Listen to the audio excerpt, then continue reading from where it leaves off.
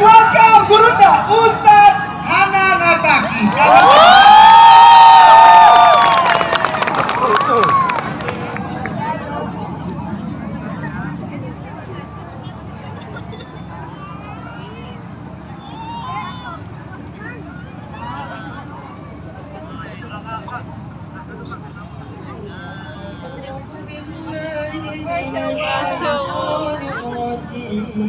Langsung rinding.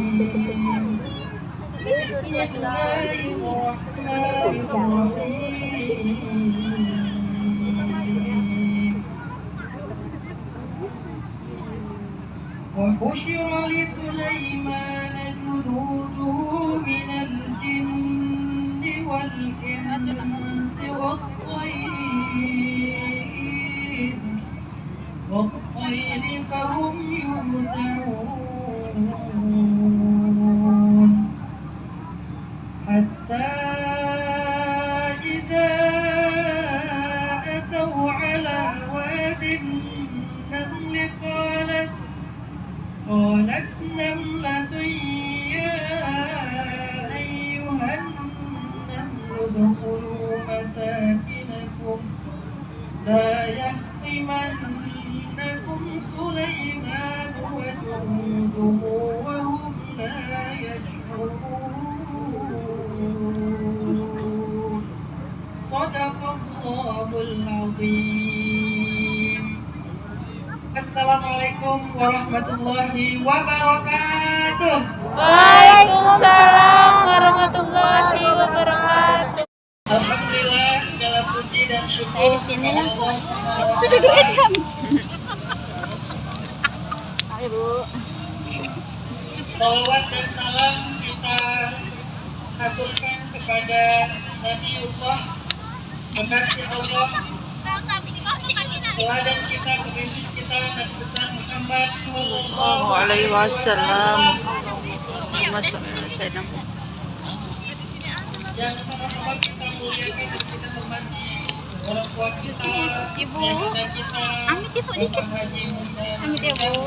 atau panggilan akrabnya Pak Ijek, Bapak Wakil Gubernur, Amit ya Bu. Dinka.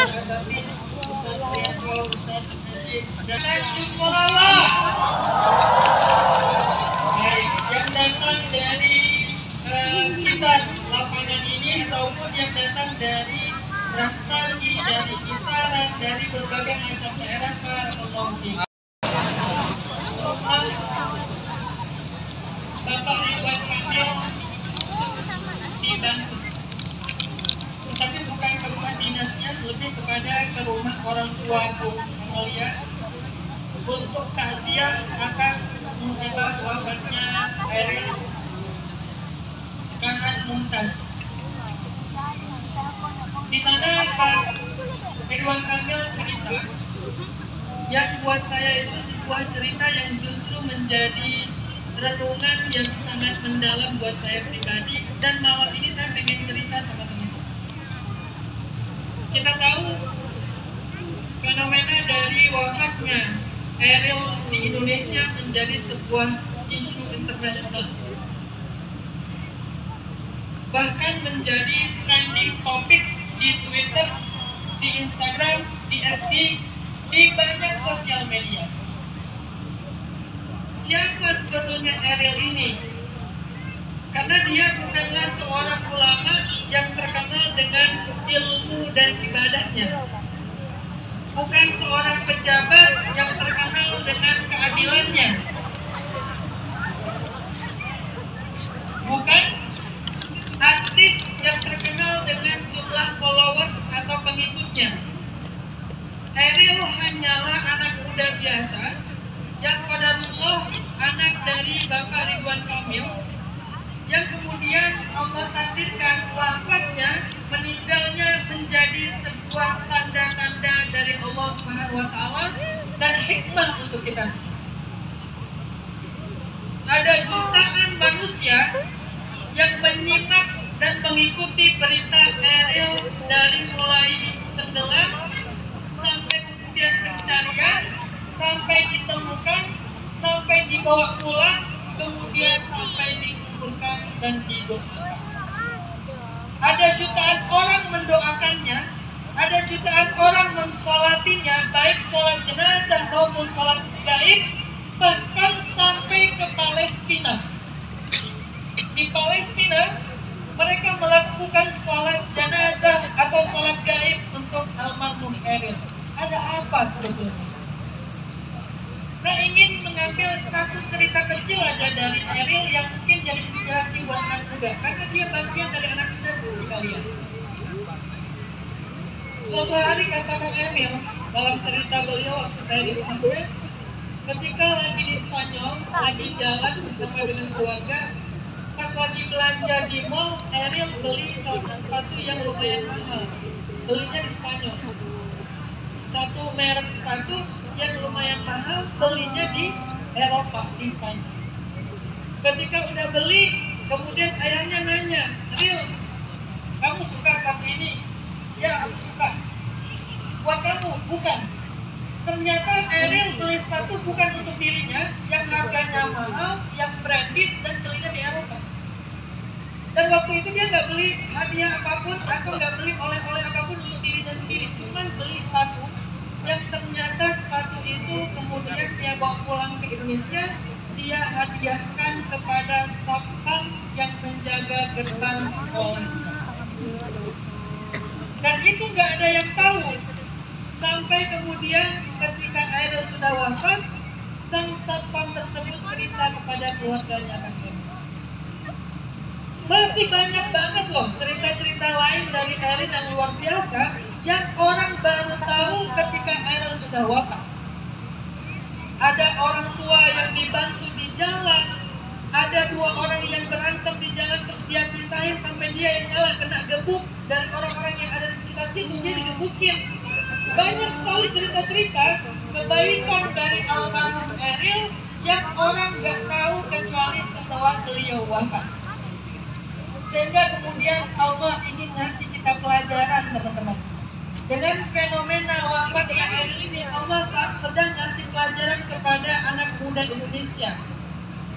Dengan kejadian yang luar biasa ini, Allah ingin kita perhatian, kita menggali, kita mencari tahu apa keistimewaan yang dimiliki oleh almarhum Eril. Ternyata saya menyimpulkan keistimewaan yang dimiliki oleh almarhum Eril itu satu saja. Dia punya amalan rahasia antara dia. Dia selalu menjaga rahasia antara dia dengan Allah dan tidak ada yang tahu kecuali Allah, dan dia bahkan tidak ingin memposting amalan tersebut kepada semua. Itulah keistimewaan yang saya ambil hikmah dari fenomena wafatnya almarhum.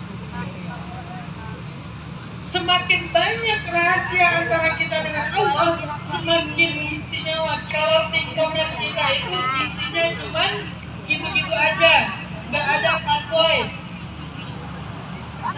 nggak ada challenge, nggak ada apa lagi joget-jogetan yang overacting. Isi TikTok kita, isi Instagram kita, isi YouTube kita, hal-hal yang mungkin orang lihat biasa-biasa aja. Jangan sedih, tak sad. Kenapa?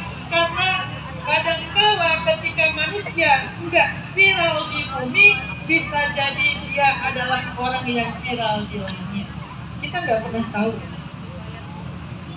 Terus gimana Ustaz biar kita viral di langit?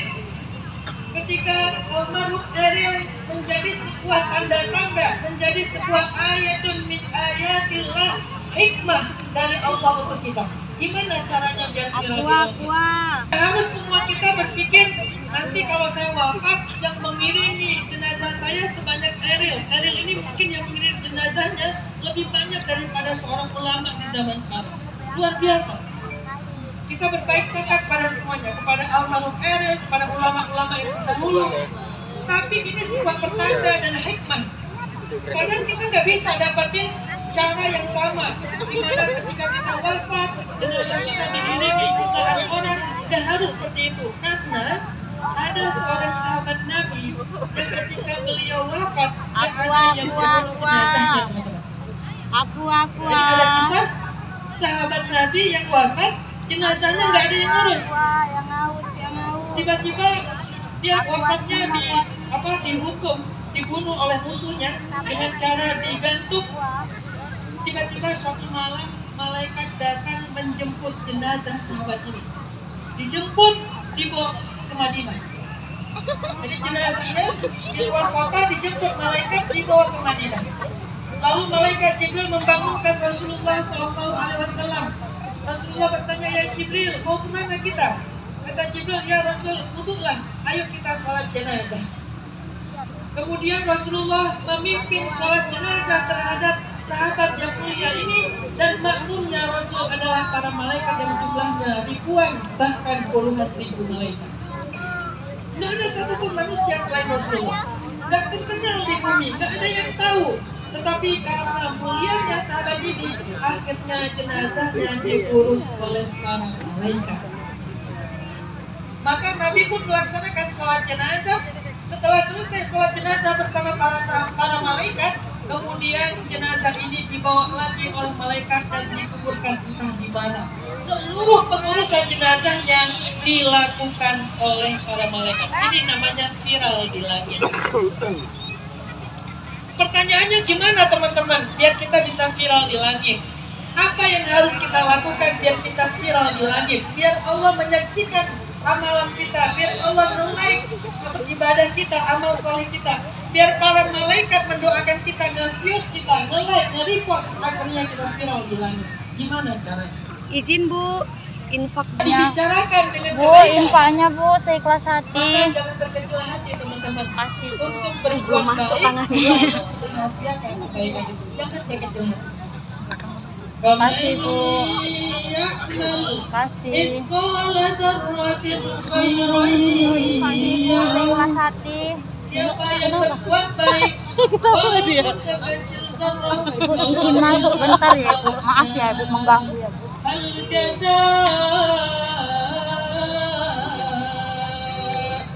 hal jazaa'ul ihsani illal ihsan.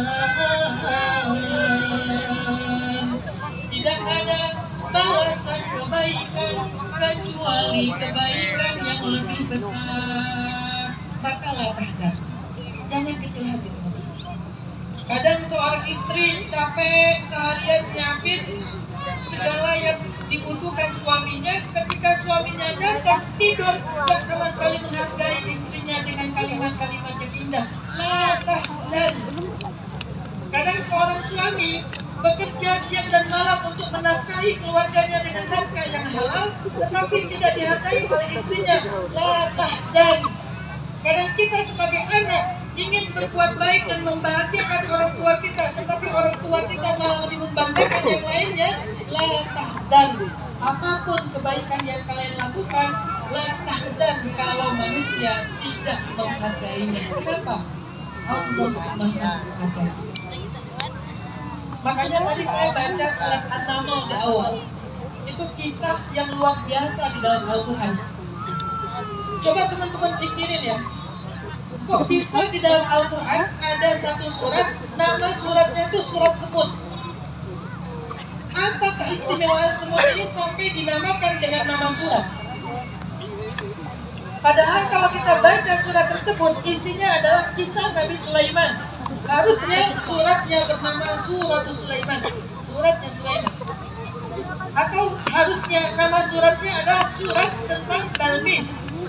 Harusnya surat tentang angin, tentang jin, tentang pasukan, tentang hal-hal yang besar. Kenapa nama suratnya tentang hal yang kecil, yaitu Suratul Naml atau surat semut? Tahu nggak kenapa? Apakah di dalam surat ini ada kisah semut yang sangat banyak? Enggak. Kisah semutnya itu cuma satu di dalam ayat ke-18. Cuma satu kisah tentang semut. Apa firman Allah tentang semut di dalam surat ini? Hatta idza ataw ala wadin naml qalat namlah ya ayyuhan naml udkhulu masakinakum. Ketika Nabi Sulaiman bersama pasukannya, jadi ceritanya Nabi Sulaiman bersama dengan pasukannya lagi lewat nih, lagi melintas sebuah wadin, sebuah lembah, namanya Wadin Naml, lembah semut. Ketika Nabi Sulaiman mau melintas dengan pasukannya untuk berdakwah, melewati satu lembah, tiba-tiba qalat namlatun, ada seekor semut berbicara. Ada seekor semut yang berkata, ya ayuhan namlu, wahai semut-semut, udkhulu masakinakum, masuklah kalian ke dalam tempat tinggal kalian. Masuklah kalian wahai semut ke dalam sarang kalian. La yahtimannakum Sulaiman wa junuduh wa hum la yash'urun, supaya Sulaiman dan pasukannya tidak menginjak kalian sedangkan mereka tidak. Apa kebaikan semut di dalam ayat ini? Kebaikannya cuma satu, dia ngasih tahu kepada semut-semut yang ada di lembah tersebut agar mereka memberi jalan untuk Nabiullah Sulaiman dan pasukannya. Cuma itu kebaikan semut. Tapi kebaikan yang sekecil itu, yang ucapannya tidak ada yang dengar selain Nabi Sulaiman, ternyata dihargai oleh Allah, dimuliakan oleh Allah, sampai kemudian Allah menamakan surat tersebut dengan nama Suratun Naml, surat semut. Coba bayangin, semut aja yang berbuat baik dengan meminta kepada kawanannya untuk memberi jalan bagi Nabiullah Sulaiman, di mana kebaikannya itu nggak ada satu orang pun di antara manusia yang tahu, yang dengar selain Nabi Sulaiman. Walaupun kebaikannya kecil, ternyata kemuliaan yang Allah berikan sangat besar, sampai Allah abadikan menjadi nama surat di Al-Quran, yaitu surat Naml. Teman-teman coba renungkan lagi nanti di surat Al-Kahfi, ada yang lebih ekstrim. Di dalam surat Al-Kahfi, hewan najis, seekor hewan yang dalam fikih Islam tidak boleh kita mengenai liurnya kecuali membersihkan dengan 7 kali membersihkan. Di antaranya salah satunya dengan debu yang bersih atau dengan cara disamak. Apa hewan itu? Anjing. Bayangin, anjing disebutkan di dalam Al-Quran. Wa kalbuhum basitun dhira'ihi bil wasid, dan anjing mereka menjulurkan kedua lengannya duduk di depan mulut buah.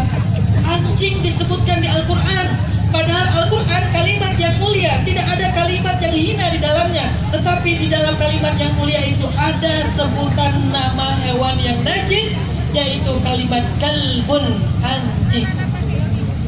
Dan bukan sekali teman-teman, berkali-kali.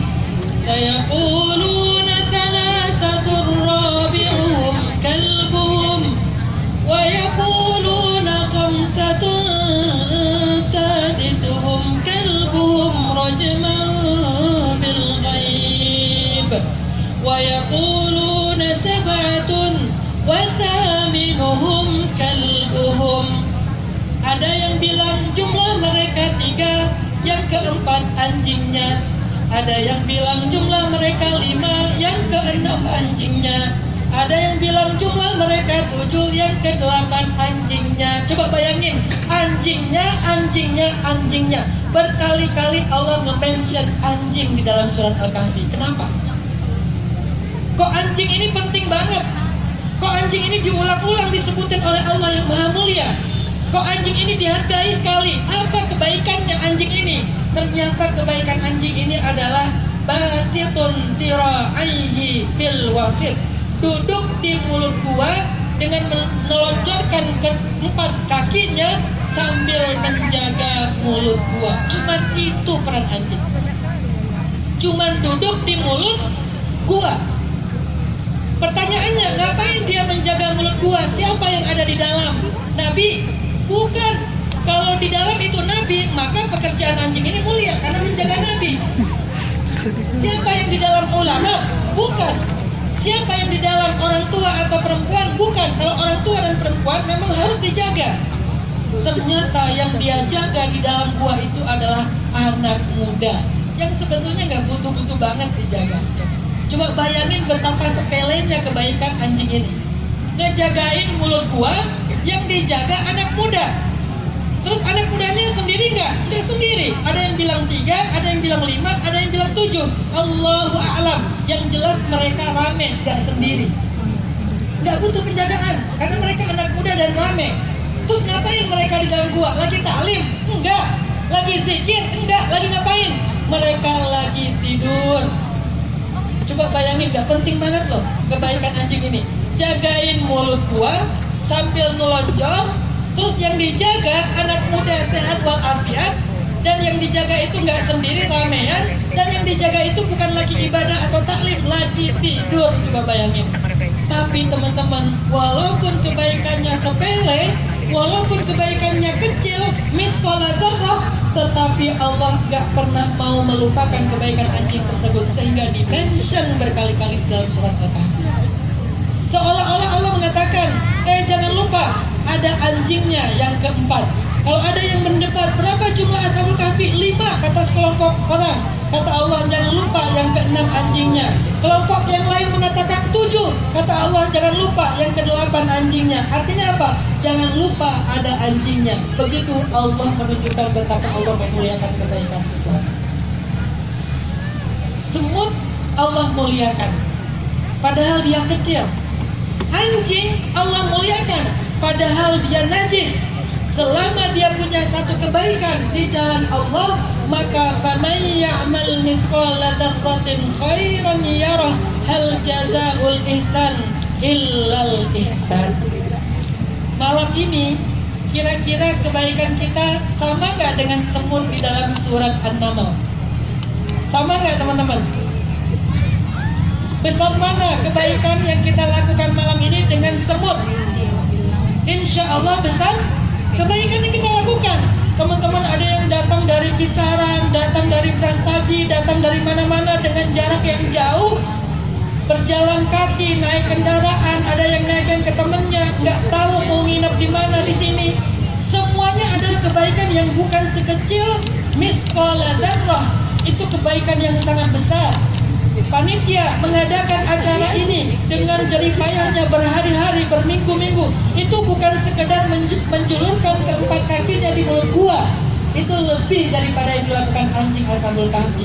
Maka kalau semut dan anjing saja Allah muliakan sebegitu tingginya, gimana dengan kebaikan-kebaikan yang kita lakukan? Syaratnya cuma satu, jangan buka rahasia. Syaratnya cuma satu, jangan buka rahasia. Biar Allah yang membukakan jika Allah berkehendak. Jadi kalau ada yang nanya, lo udah biasa tahajud, diam aja, gak usah ngomong. Belum sih, baru belajar, baru juga setahun. Lo udah biasa puasa Senin Kamis, belum terlalu sering sih, tapi lumayan lah, seminggu 2 kali hampir gak pernah tinggal. Aku pengen diajarin lo gimana cara biar bisa ngapal Quran. Oh, aku juga gak terlalu banyak hafalannya, baru 15 juz. Jangan buka rahasia. Kenapa? Begitu teman-teman buka rahasia, nilai dari kebaikan itu langsung turun. Kalau kita pengen viral di langit, bersabarlah untuk tidak viral di bumi semasa hidup kita. Dan Ariel adalah ayatun min ayatillah yang lain selain kisah di dalam Al-Kahfi dan di dalam surat An-Naml. Maka pada malam ini saya pengen ngajak anak muda Tanjung Purawan dan bahkan Sumatera Utara semuanya, yuk kita punya rahasia dengan Allah. Lakukan 1 kebaikan, 2 kebaikan, 100.000 kebaikan yang gak ada orang lain yang tahu selain kalian dengan Allah saja. Kalau perlu orang terdekat di sebelah kalian aja gak tahu. Kalau perlu jaga dari dia bahkan. Kalau udah punya pasangan, jaga amalan rahasia sampai pasangan pun gak tahu. Walaupun gak mungkin semuanya, tapi sisakan sebagian dari amalan kita untuk tidak ada yang tahu. Jangan semuanya diposting, jangan semuanya berharap trending, jangan semuanya update status, jangan semuanya diceritakan, rahasiakan. Biar kita dengan Allah aja yang tahu. Kalau orang membanggakan amalnya, kalau ada orang yang membanggakan amalnya, kalian ngerasa dihina, lihatlah ke langit dan tersenyumlah. Udah cukup segitu aja. Kalau kalian dihina nih, kamu nih gak pernah ngaji, kamu nih gak pernah sedekah, kamu nih gak pernah bantu dakwah, kamu ini. Orang menghina kita, pandanglah ke langit sambil tersenyum. Udah gitu aja. Jangan kepancing. Kamu nggak tahu siapa yang kemarin begini dan begitu. Kamu nggak tahu siapa yang selama ini begini dan begitu. Nggak usah kepancing. Rahasiakan sebisa kita sampai akhir hayat. Insya Allah Allah akan memuliakan kita lebih daripada semut dan anjing dalam surga. Itu yang bisa saya sampaikan. Mudah-mudahan malam ini kita bawa pulang oleh-oleh booster. Ini modal hidup teman-teman. Saya nggak mau ngasih ceramah yang banyak-banyak, teoritis, ilmiah. Saya cuma pengen ngasih pesan sederhana saja, tapi bisa dimaksimalkan untuk kita aplikasikan dalam hidup kita. Sederhana pesan saya malam ini, yuk punya rahasia antara kita dengan Allah dan sabar untuk tidak membocorkan rahasia itu kepada manusia. Mudah-mudahan ini menjadi penyemangat buat kita semuanya. Sekali lagi barakallahu fikum buat teman-teman Berani Hijrah, Al-Fatih United dan seterusnya. Semoga kita diberikan kebaikan di dunia dan di akhirat. Barakallahu li wa lakum. Wassalamualaikum warahmatullahi wabarakatuh. Waalaikumsalam warahmatullahi wabarakatuh. Ustaz, kita akan tutup dengan doa dan juga muhasabah. Jadi buat teman-teman jangan kemana dulu, kita akan kembali menjemput ridho dan juga berkah dari Allah Subhanahu Wa Taala untuk konser langit bersama guru kita Ustaz Dahlan Al-Attaqi, yaitu doa dan juga muhasabah kepada Gurunda Ustaz Dahlan Al-Attaqi. Kami persilahkan.